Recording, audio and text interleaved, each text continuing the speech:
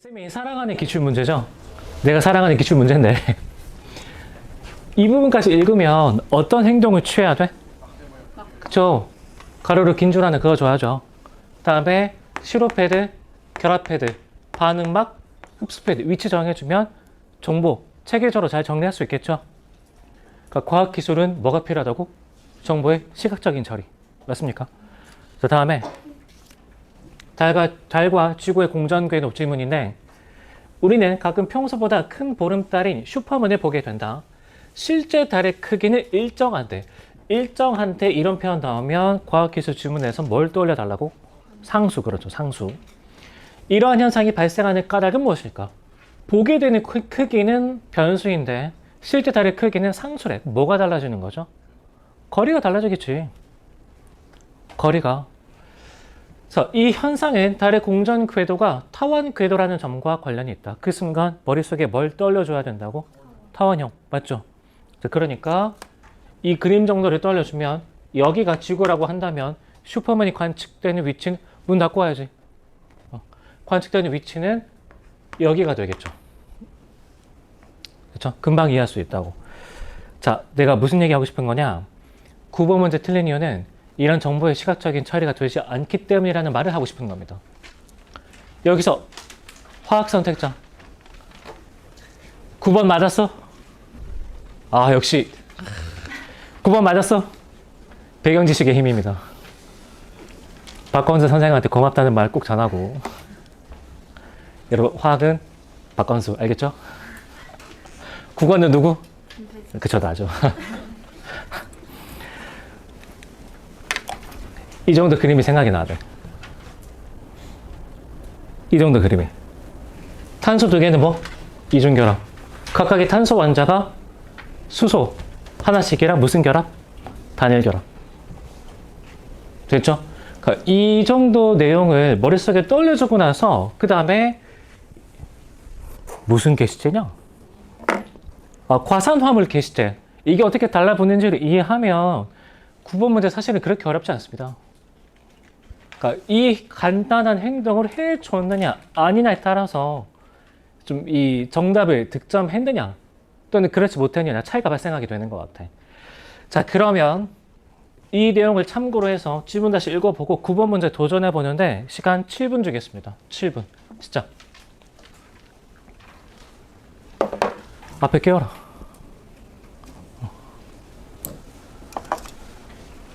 자, 8에서 11번 7분 주겠습니다.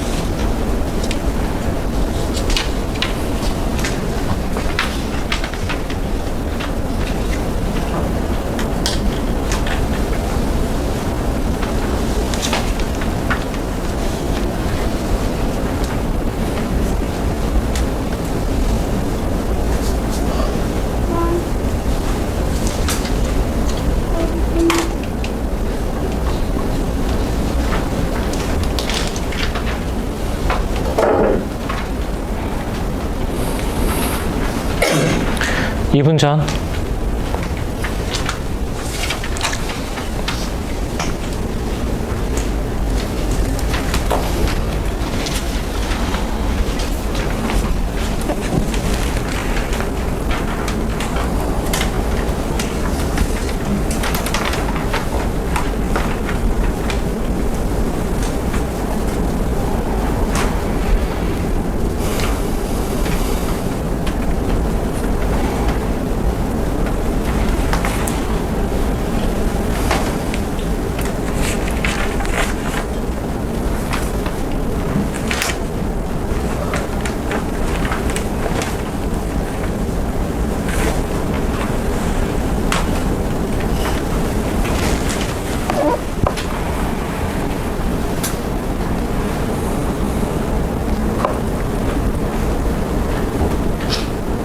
일 분 전.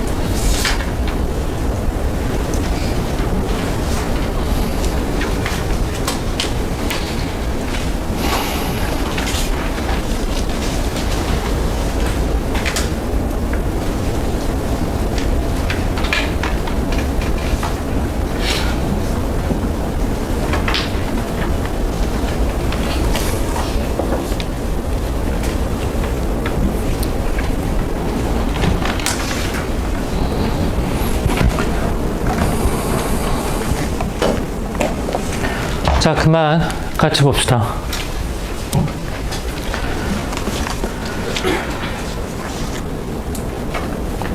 자, 이문단부터 가겠습니다. 이문단. 세윤, 집중해야지. 여러분, 집중 좀 해. 지금 전체적으로 그 1, 2월달의 모습이 아닌 것 같아. 근데 그렇다고 내가 싫은 소리 하면 또 기분 나쁘잖아. 쌤 원래 싫은 소리 되게 잘합니다. 근데 지금 안 하고 있을 뿐이지. 여기 앞에 있으면 안 보이는 것 같죠? 다 보여, 다. 근데 고생해서 여기까지 공부하러 오는 거 알기 때문에 내가 기분 안 나쁘게 하려고 그냥 참고 있는 건데 힘 좀 내. 힘 좀. 나도 하루에 4시간 자. 적어도 여러분보다 내가 더 열심히 살고 있는 것 같아. 나 이미 대학교 졸업했는데. 알겠죠? 나는 우리 와이프가 엊그저께 몸이 안 좋아가지고 마사지를 받으러 갔는데 마사지 해주는 분이랑 이런저런 얘기를 하다가 남편 얘기가 나왔대. 내 얘기를 하면서 학원 강사라 그러니까 진짜 힘드시겠다고. 쉴 땐 뭐예요? 우리 와이프 대답이 쉴 데가 없는데요. 나 진짜 쉴 데 없어. 나 학원에서 퇴근하면 쉬는 거 같죠? 아니야. 집에 가서 계속 수업 준비해. 진짜 하루 쉬는 날은 애들 데리고 놀러 나가야 되고. 나 진짜 요즘에 소원이 뭐냐면 6시간 이상 잡았으면 좋겠습니다. 6시간 이상. 운전할 때도 엄청 졸려. 근데 집중 안 하면 사고 나니까 눈 부릅뜨고 오죠. 대치에서 여기 넘어올 때 진짜 힘듭니다. 운전 1시간 계속하면. 차 막히는 길인데.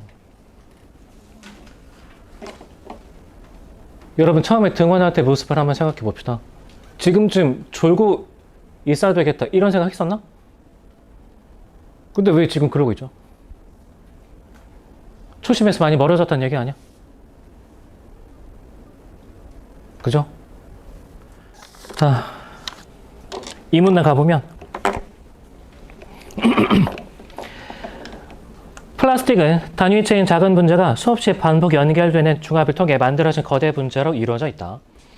단위체들은 공유 결합으로 연결되는데 분자를 구성하는 원자들이 서로 전자를 공유하여 안정한 상태가 되는 결합을 공유 결합이라고 한다. 다시 공유 결합 개념적인 게 뭐라고? 서로 전자를 공유하여 안정환 상태가 되는 결합 맞습니까? 두 원자가 각각 전자를 하나씩 내어놓아 그 두 개의 전자를 한 쌍으로 공유하면 단일 결합이라고 하고 두 쌍을 공유하면 이중 결합이라고 한다.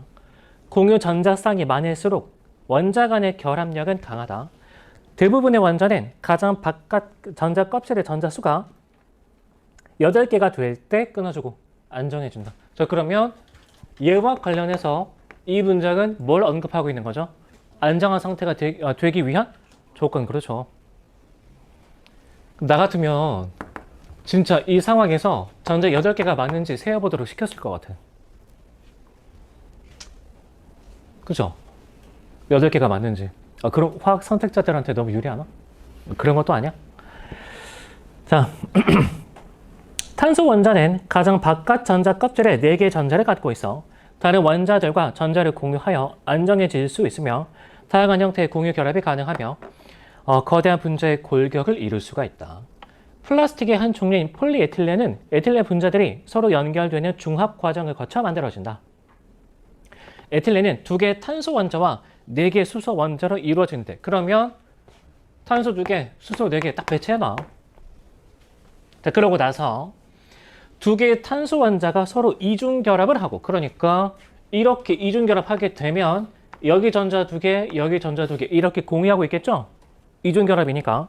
다음에 각각의 탄소 원자는 2개의 수소 원자와 단일 결합을 한다. 그러면 이렇게 연결되고 이렇게 연결되겠죠. 그러면 이때 전자 4개, 바깥에 전자 4개니까 총 몇 개? 8개. 밑에 두 글자 뭐라고 써야 돼? 안정. 그렇죠. 안정 그렇게 써야지.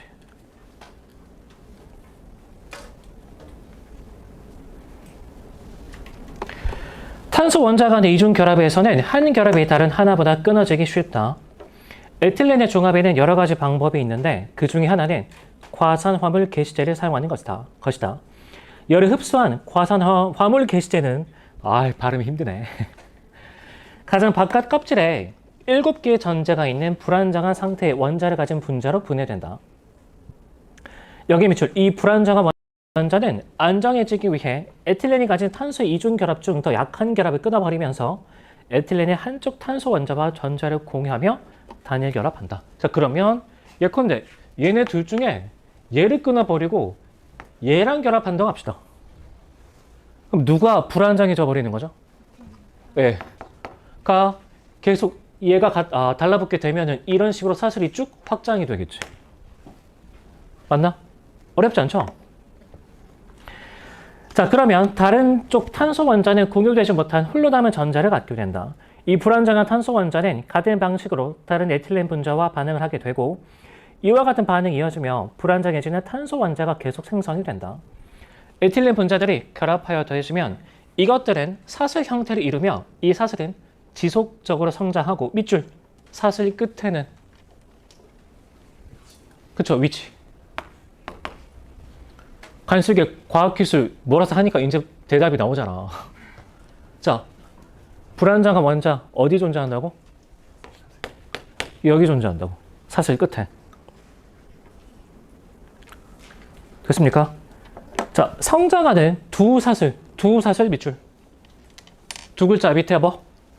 복수. 자, 그러면 9번에 1번 갑시다.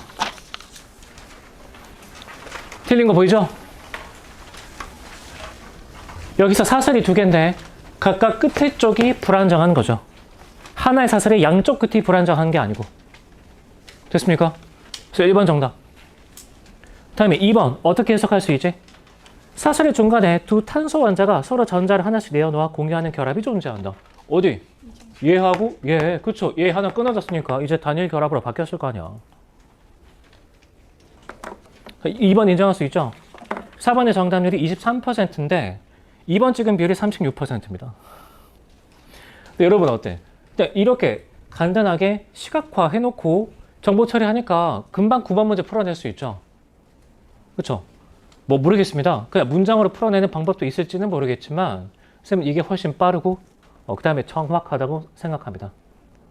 그리고 이 그림은 내가 그린 게 아니고 어디 있는 그림이냐면 이감 홈페이지에 6월 모의고사 총평에 들어가 있는 그림입니다. 그러니까 이감 측에서는 어떻게 생각하는 거죠? 이 문제 풀 때 이런 그림 그려라. 이렇게 생각하고 있는 거죠. 내 생각이랑 정확히 일치합니다. 자, 그러면 9번에 1번, 2번 해결할 수 있죠. 물론 구문적으로 접근하면 이런 것도 이제 생각해 볼 수는 있겠죠. 위치에 따른 현상, 그 다음에 단수와 복수의 구별. 근데 사실 이것까지 가지 않아도 이거 그림 하나 그리면 금방 다 이해됩니다. 됐죠? 그래서 이 간단한 차이가 9번 문제를 좀 뭐라 그럴까? 이 쉽게 해결할 수 있는 사람과 아닌 사람 이렇게 가르지 않았나? 그렇죠? 지민 9번 문제 풀 때 이거 머릿속에 그려졌죠? 오케이, 아주 바람직합니다.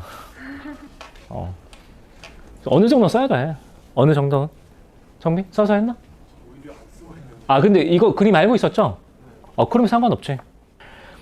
자, 다음에 10번에 맨 마지막에 그 결합 영역 인과관계 나오는데 그냥 차분히 정리하고 하나씩 대입하면 됩니다.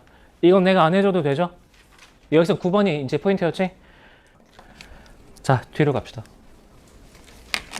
12에서 17번. 하나 복합 지문인데 여러분 압도적으로 나지문이 어려웠죠? 나지문 그쵸?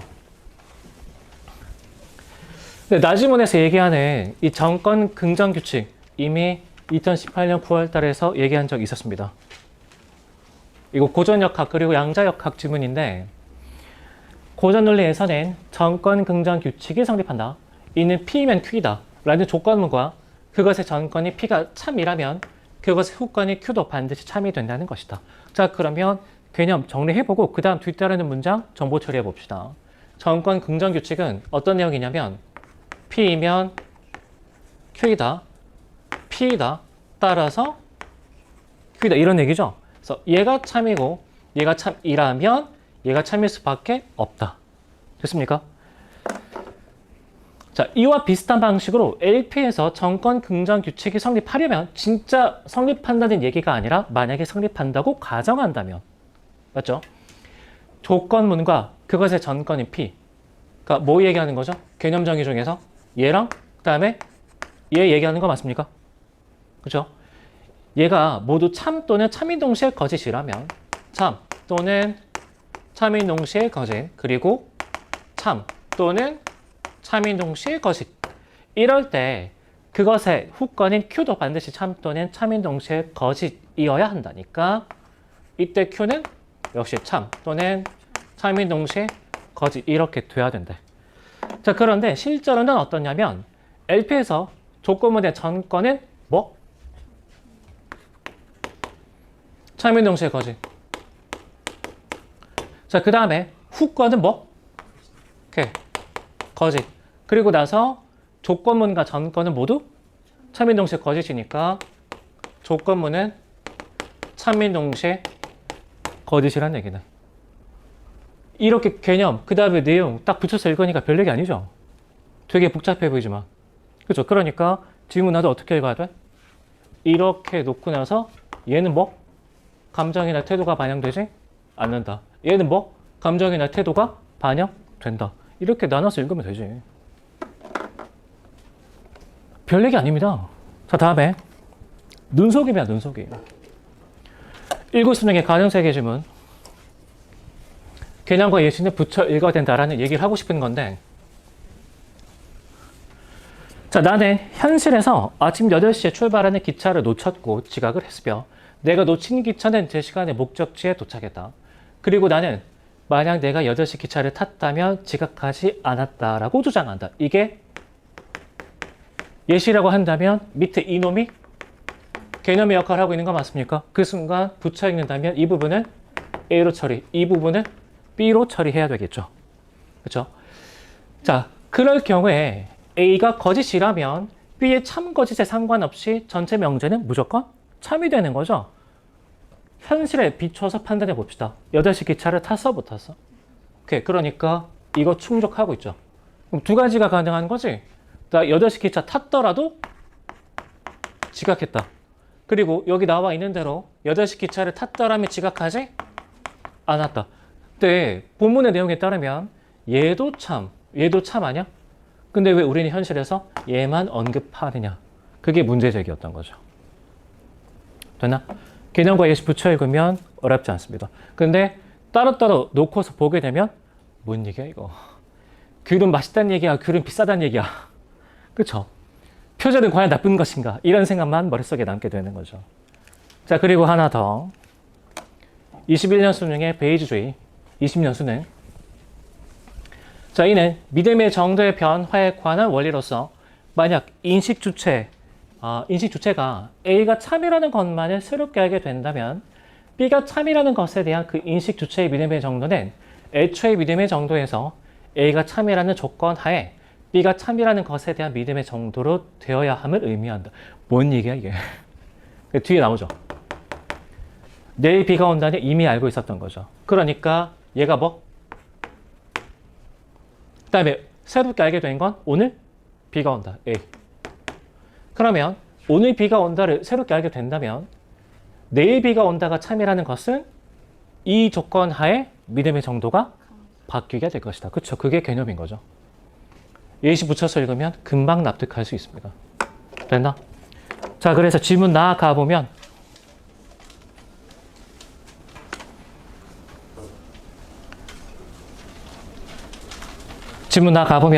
사쪽에 제일 밑에 줄 귤은 맛있다 밑에 피다. 귤은 맛있다 밑에 피다.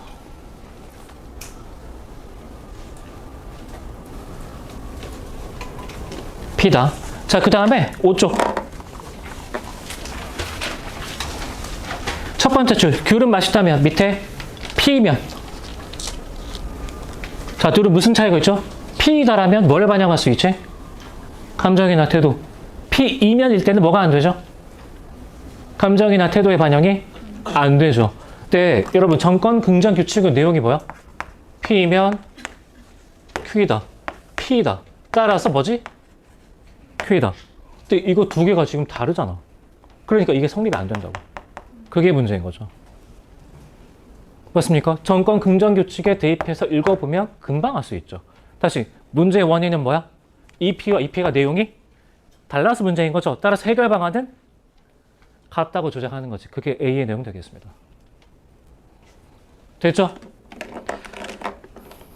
여러분 봐봐. 되게 어렵다고 생각했지만 이 독해 방법 클리셰들 다 어디에 있었어?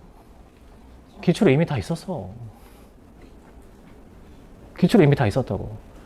과연 여러분은 이 기출들을 읽고 나서 지문해설을 열심히 다 읽어보고 개념과 예시는 붙여 읽어야 되겠구나.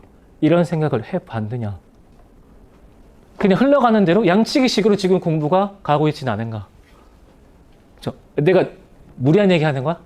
과연 내가 국어 선생이라서 이 지문을 쉽게 읽었을까? 아니죠. 그러니까 일관된 시각, 일관된 풀이가 중요한 거죠. 따라서 여러분이 사설 문제 풀 때도 계속 뭘 생각해 줘야 돼? 기출문제에서 이 사설 문제를 이렇게 풀이할 수 있는 근거, 이걸 꼭 생각해 봐야 돼. 나는 왜 자꾸 바탕물고 해설할 때랑 이감 해설할 때, 상상 해설할 때 다 마찬가지인데 왜 자꾸 근거가 되는 기출문제를 언급할까? 그죠? 왜냐? 똑같이 나오니까. 자, 시간 다시 주겠습니다. 가나 질문 다시 읽어봅시다. 시간은 8분 주겠습니다. 시작.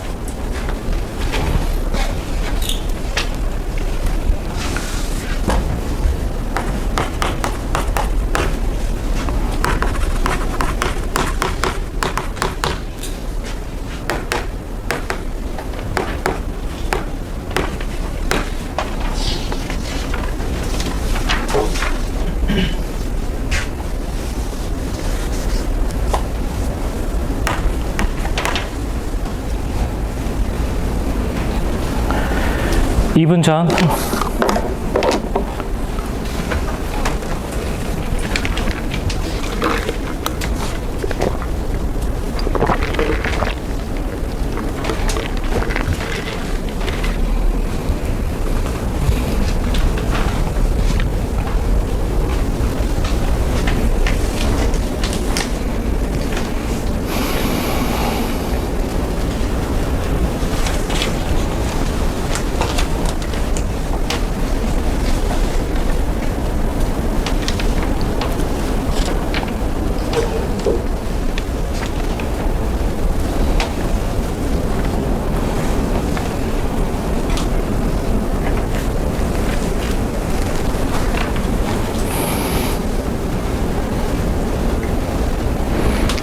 일분 전.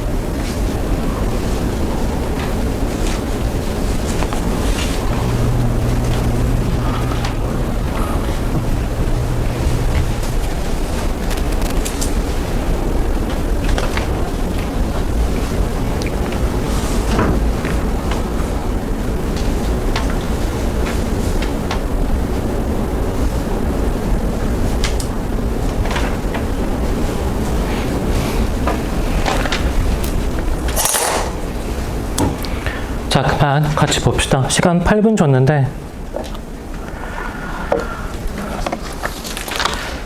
여러분, 쌤의 말투가 좀 약간 공격적일 수는 있습니다. 내가 삼수해봐서 그래. 내가 삼수해봐서. 난 인생에서 되게 후회되는 경험 중에 하나가 재수할 때 시험장에서 깝치지 않았다면 삼수까지는 할 필요 없었는데, 이 생각입니다. 이 생각. 그 삼수가 사실 지금 생각하면 별거 아닌데, 그 인연이 뒤처졌다는 느낌 있잖아. 인생에서 계속해서 조급증을 안겨다 줍니다. 조급증. 삼수 끝내고 나서 군대 갔다 오니까 아무것도 안 했는데 25살이야. 신입생들 보기에는 아저씨가 된 거죠.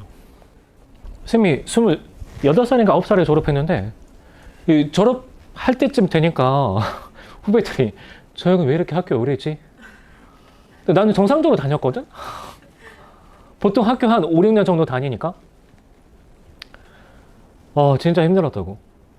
진짜. 나 아직도 되게 가슴에 한이 맺힌 것 중에 하나가 뭐냐면, 교환학생 영비권으로 못 갔던 겁니다. 영어 하려면 머릿속에서 영작을 막 해야 돼. 경영대는 영어 수업이 굉장히 많습니다.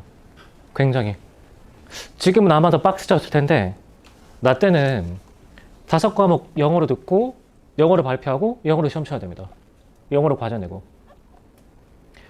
그래서 나는 영어 발표할 때도 스크립트 다 영작해서 짠 다음에 퇴고하고, 그 다음에 리허설 다 했습니다. 그 정도 해야 A불 받죠. 그 정도 해야. 근데 되게 짜증나는 게, 그 수업에 참여도 질문할 때 이게 점수에 반영이 됐는데, 교수님이 무슨 질문을 하면 나는 답을 알아. 영작하고 있는 사이에 지나가죠. 그리고 보면은 저기 뭐 어디서 외국에서 살던 애가 이상한 소리 하고 있어. 내가 봤을 때 속을, 저 새끼 저거 답이 아닌데. 근데 내가 답을 하려고 하면 이미 다른 토픽으로 넘어가 있습니다. 그래서 경영대 다니면서는 영어가 네이티브처럼 이렇게 빨리빨리 안 나오는 것에 대해서 굉장히 좀 열등감을 갖고 살았던 것 같아. 쌤이 자신감 빼면 시체인 사람인데 그때는 좀 그랬습니다. 근데 뭘 하고 싶어도 졸업이 늦어지면 어떡하지? 졸업이 늦어지면. 근데 그게 조금 더 시간이 지나니까 합격이 더 늦어지면 어떻게 하지? 인생의 조급증. 여러분, 나중에 있잖아. 그 쌤 친구 중에서도 공무원 준비 하다가 포기한 사람도 있고 나중에 막차 타고 합격한 사람도 있는데 이게 노량진에서 공부하는 친구들 보면은 이게 수험 기간이 5년, 6년 넘어가잖아. 그때부터 수험생이란 그런 자기 신분에 되게 익숙해집니다. 대치동에도 그런 친구도 많죠. 그러니까 대학은 가고 싶은데 집에서 돈 다 내주고 근데 학원에 왔다 갔다 하면서 열심히 살고 있다라는 자기 위안. 이 생활이 좀 본인한테 편해져 버린 거죠. 그러니까 시험 쳐서 대학 가도 수능에 중독돼가지고 한 번 더 치고 한 번 더 치고 자기 생활이 거기에 편해져서 그런 거거든. 적응이 돼가지고 지금 이 공간이 내년이면 쳐다보기도 싫다 이런 공간으로 인식이 돼야 돼. 이런 공간으로 매년 보면은 되게 애정을 갖고 가르쳤던 학생들인데 그 다음에 또 옵니다. 그리고 내 수업 수강 신청합니다. 내 마음이 어떻겠어? 쌤 학생 한 명 늘어서 더 좋지 않을까? 그 학생 없어도 쌤 먹고 사는데 전혀 지장 없습니다. 나 인제는 수강생 꽤 많아. 올해는 전체 통틀어서 한 300명 넘어갈 것 같아. 작년에 150명이었는데 그러니까 나 그런 사람이니까 지금 당장 그렇게 많다는 얘기는 아니고 아무튼 그래도 일반 직장인에 비하면 월급 한 4배, 5배 벌고 있습니다. 그 학생 없어도 나 먹고 사는데 전혀 지장 없어. 하지만 그렇다고 내가 돈을 편하게 버느냐? 아니죠. 나 쉬는 날 없다니까. 하루에 4시간 자고 수업 준비한다니까. 이러면 안 되지만 운전하다가 졸아가지고 사고 날 뻔한 적도 되게 많아. 그 다음부터는 정신 바짝 차리고 운전하죠. 쌤 그래서 지금도 제일 싫은 게 운전이야, 운전. 근데 집에 가면 운전 진짜 안 하거든. 우리 와이프한테 웬만하면 다 하라고. 그 수업 준비 때문에 잠을 못 자가지고 학원 이동할 때마다 사고 날 뻔한 그 경험이 너무 싫어가지고 웬만하면 운전 안 하고 싶어. 웬만하면. 근데 여러분 그런 각오를 하고 있습니까? 지금 보면 눈빛이 많이 죽어있어. 그쵸? 제발 올해 다 대학 가. 내가 삼수하면서 느꼈던 그런 괴로움을 여러분이 같이 느끼길 나는 바라지 않습니다. 알겠죠? 지금 무슨 수를 써서든지 그리고 여기서는 딴 공부하고 나중에 내가 시간 내서 따로 공부해야지. 고3 때 다 해봤잖아. 고3 때 마음에 안 드는 선생님 들어오면 수업 때 몰래 자습하고 다 해봤잖아. 효과 있어 없어? 없죠. 주어진 환경 탓을하면 그 어려움을 극복하기 힘듭니다. 살아남는 사람이 강한 사람인 겁니다. 살아남는 사람. 알겠죠? 그리고 여러분 지금 당장 고3인데 정시 파이터 보면 무슨 생각 들어? 지금 이 시점에서 다시 보니까 그리고 학교에서 자습 안 시켜준다고 되게 화를 냅니다. 어떤 생각 들어? 대학 못 가겠다. 바로 보이죠? 지금 내가 볼 때 그런 사람들이 몇 명 보여. 내가 볼 때. 너는 조질 거야 이런 게 아니고 내 기대를 깨줬으면 좋겠습니다. 내 기대를. 알겠죠? 하지만 지금까지 발레가 없었어. 지금이라도 여러분 여기 처음에 등원할 때 그 눈빛을 좀 빨리 되찾아주기 바랍니다. 근데 이 얘기 되게 여러 번 했었죠? 여름이 되게 중요한 시기라고. 자, 해설 들어가겠습니다.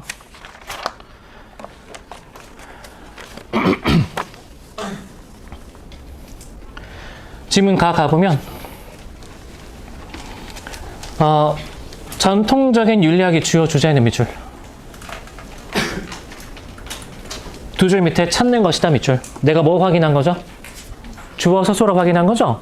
근데 여러분 주어 부분에서 무슨 윤리학이죠? 근데 왜 굳이 전통적이라는 관용어를 붙였을까?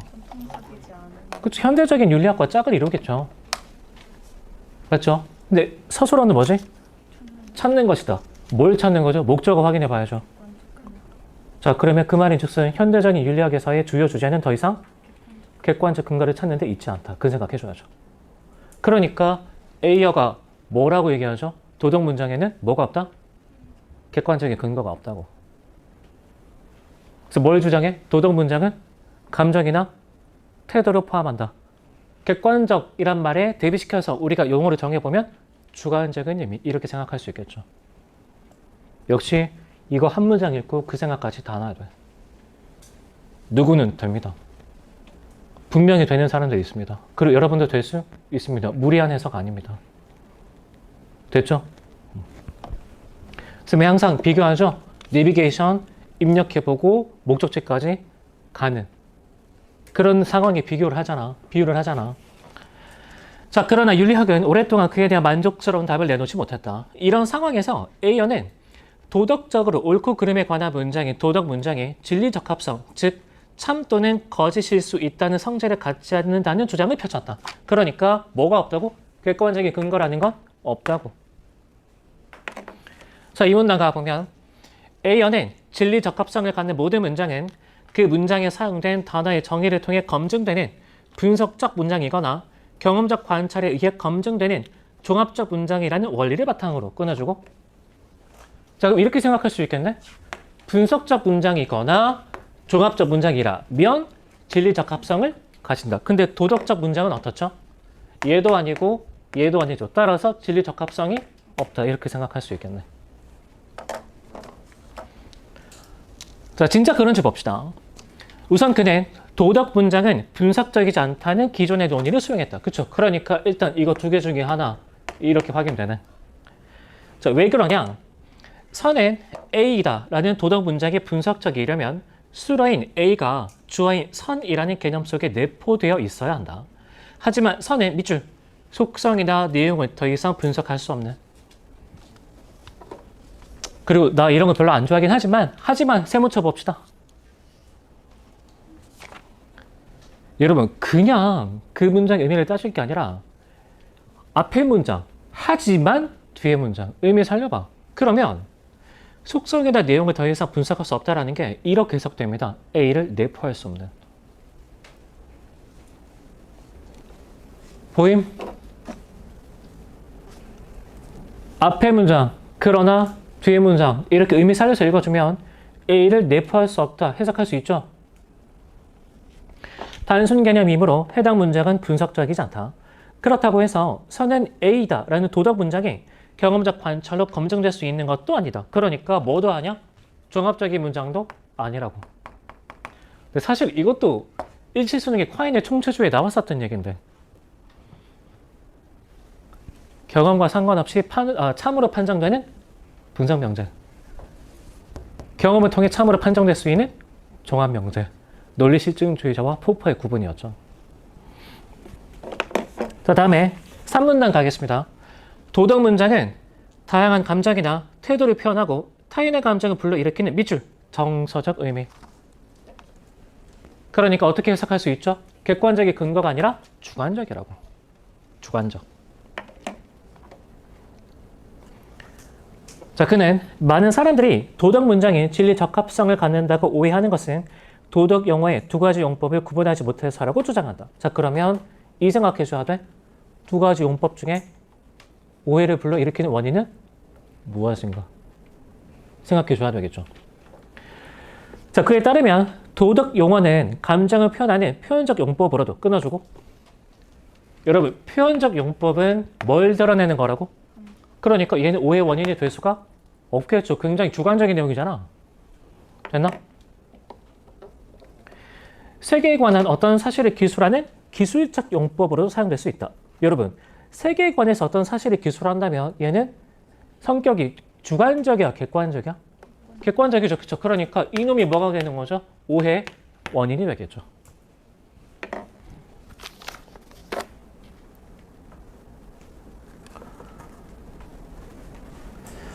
자, 그래서 일단 문제 하나 해결하고 가겠습니다. 12번 가보면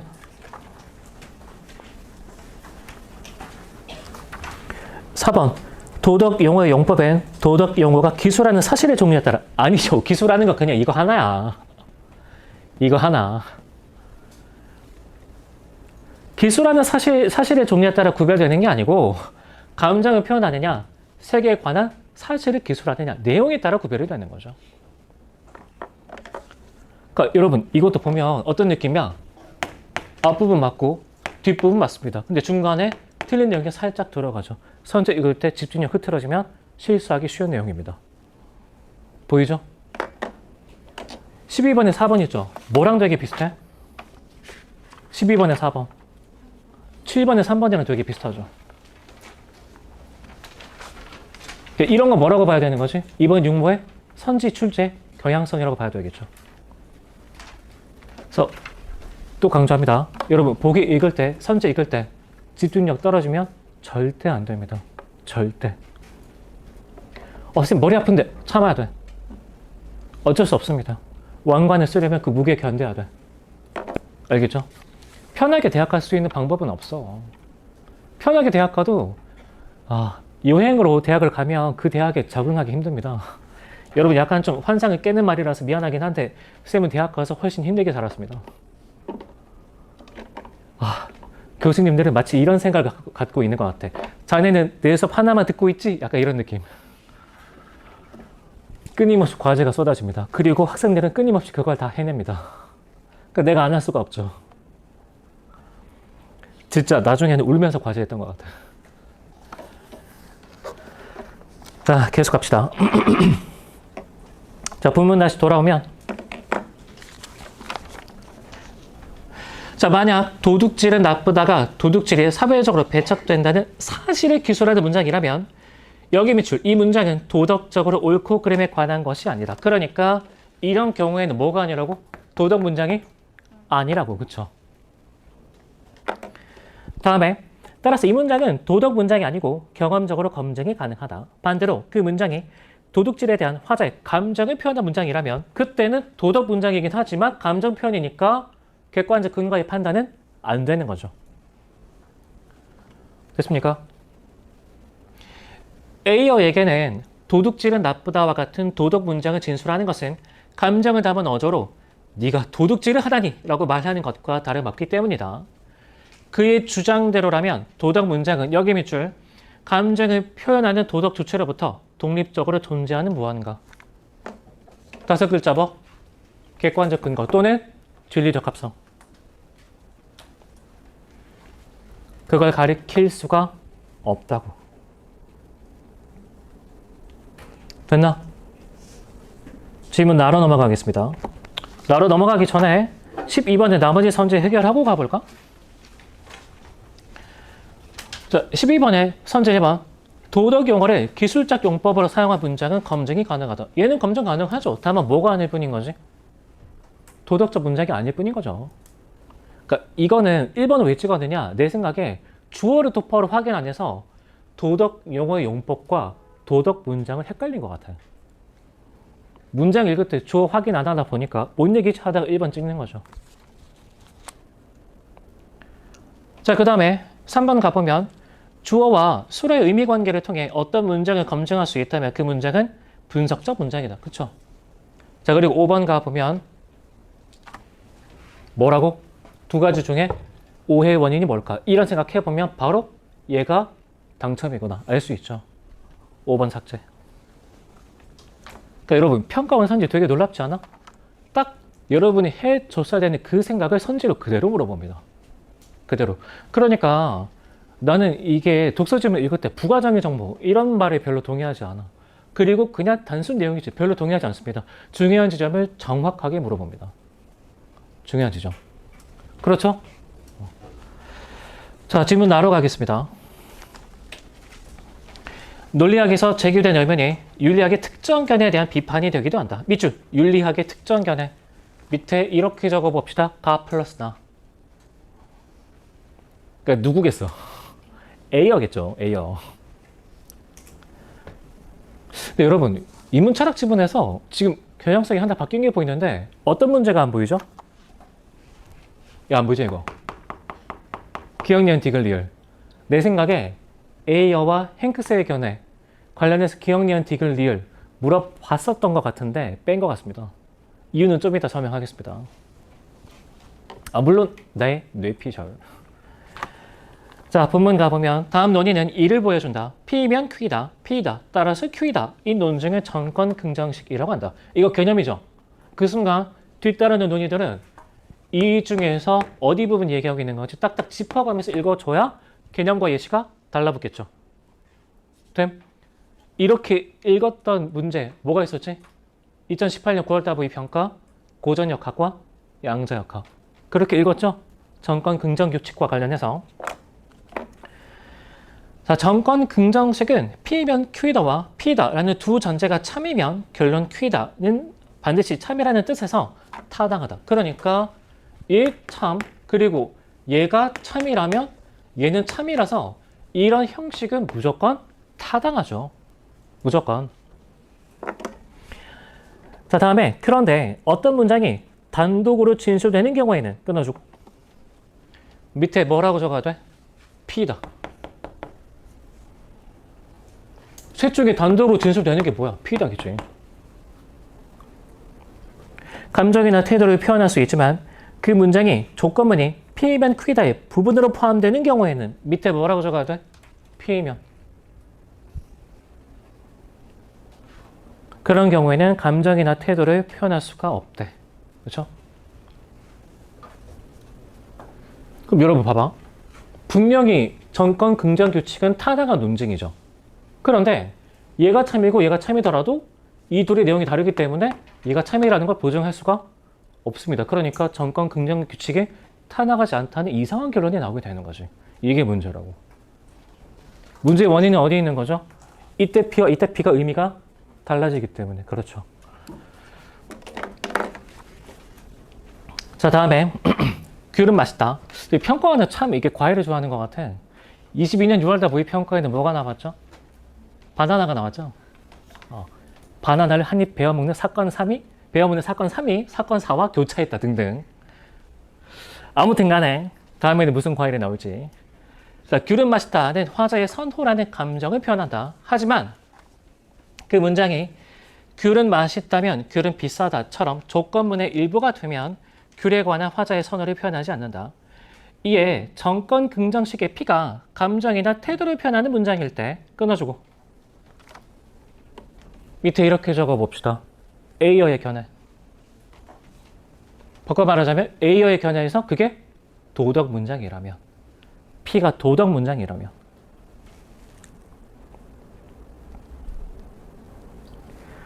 P면 Q다의 P와 P다의 P 사이에 내용의 차이가 생긴다. 무슨 뜻이라고? 하나는 감정이나 태도가 들어가 있죠. 하나는 그게 없죠. 내용의 차이가 생기죠. 그러니까 분명히 타당한 논증이지만 P가 도덕 문장으로 들어가게 되는 순간 이게 타당성의 확보가 안 되어버리는 문제가 생기죠. 그게 논리학자들의 비판이었습니다. 자, 다음에 그래서 정권 긍정식임에도 두 전제의 참이 결론 Q이다의 참을 보장하지 않는다는 것이 몇몇 논리학자들이 제기한 문제였다. 자, 그러면 여러분 잘 봐봐. 여기서 문제는 뭐냐면 직관적으로 보기에는 타당하죠. 그런데 실질적으로는 타당하지 않죠. 15번에 1번 다시 읽어봐. 직관적으로 타당하다는 전혀 문제가 아닙니다. 여러분, 직관적으로 타당해서 문제가 아니야. 뭐가 문제라고? 실질적으로 타당하지 않아서 문제였던 거죠. 그리고 이때 실질적으로 타당하지 않다의 내용이 뭐라고? 하나는 감정태도, 하나는 감정태도가 없다. 이거라고. 됐죠? 그럼 얘도 뭐라고 봐야 돼? 얘 맞는 말이고 뒤에도 맞는 말인데 중간에 틀린 표현 살짝 들어가 있죠. 벌써 세 번째입니다. 맞죠? 선제 읽을 때 끊어가면서 정확히 판단해 줘야 돼. 그래서 국어 굉장히 좀 부담이 늘어났습니다. 자, 그러면 그 단락의 밑에서 네 번째 줄 갑시다. 그러므로 A어의 윤리학 견해를 고수하려면 도덕 문장을 포함하는 정권 긍정식의 타당성을 부정하거나, 그러니까 방법은 이렇죠. 이게 도덕 문장일 때 정권 긍정 규칙은 타당하지 않다라고 해버리거나, 또는 여기서 정권 긍정 규칙을 사용하려면 P에는 뭐가 들어올 수가 없다? 도덕 문장이 들어올 수가 없다. 둘 중에 하나가 돼야 되겠지. 자, 이 쟁점에 대해 행크스는 다음과 같이 논의를 전개하였다. 표절은 나쁘다라는 문장은 표절이라는 대상에 나쁨이라는 속성을 부여하는 내용을 가진다. 여기서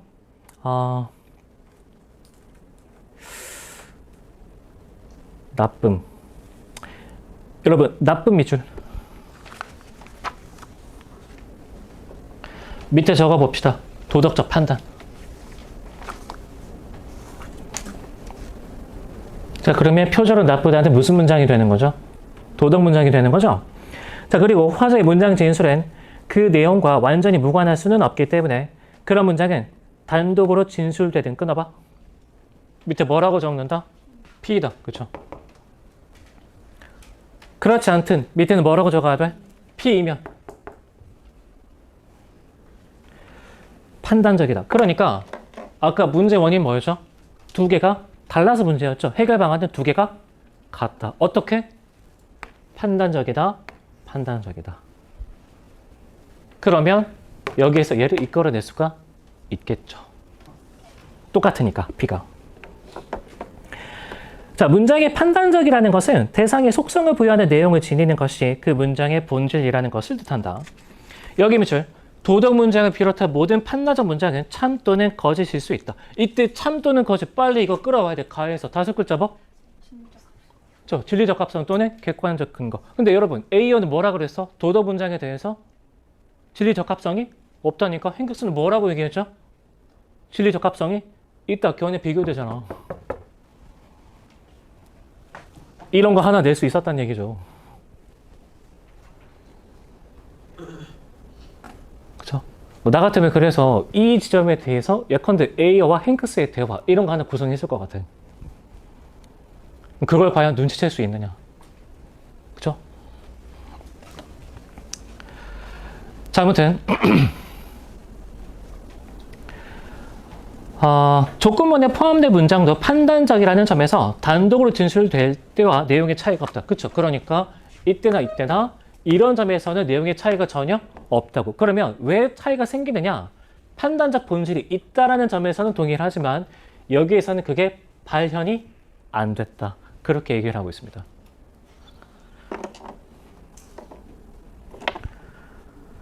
자, 그러면 13번 갑시다. 자, 선제 1번. 여러분, 행크스의 견해에 따르면 P이면 P이다. 상관없이 모든 문장 싹 다 뭐라고? 판단적 본질을 갖고 있다고. 1번 탈락. 자, 그 다음에 2번. 모든 문장은 역시 참 또는 거짓일 수 있다라는 게 행크스의 생각이죠. 2번 지을 수 있고. 다음에 3번. 대상의 속성 부여하죠. 어느 문장이든. 그 다음에 4번. 속성을 가진다는 내용과 무관할 수가 없습니다. 그리고 5번이 정답되겠죠. 여기 밑줄. 표절의 나쁨을 부여하지 않는 맥락에서도 밑에 뭐라고 적어야 돼? 발현 X. 5번 정답.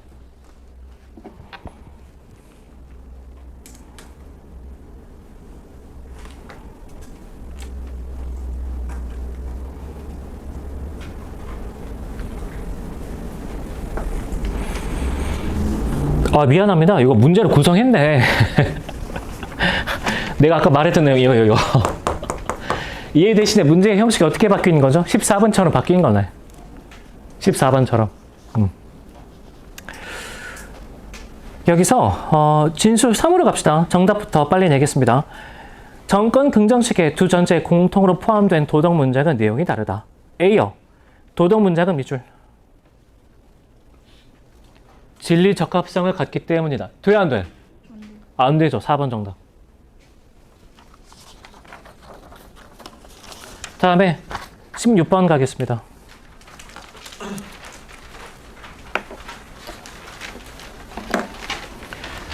자, 보기 가보면 자선은 옳다는 자선에 대한 찬성, 폭력은 나쁘다는 폭력에 대한 반대라는 밑줄, 태도. 그러면 뭐라고 생각할 수 있는 거죠? 태도라는 건 감정이나 태도니까 정서적 의미, 그렇죠. 주관적 의미.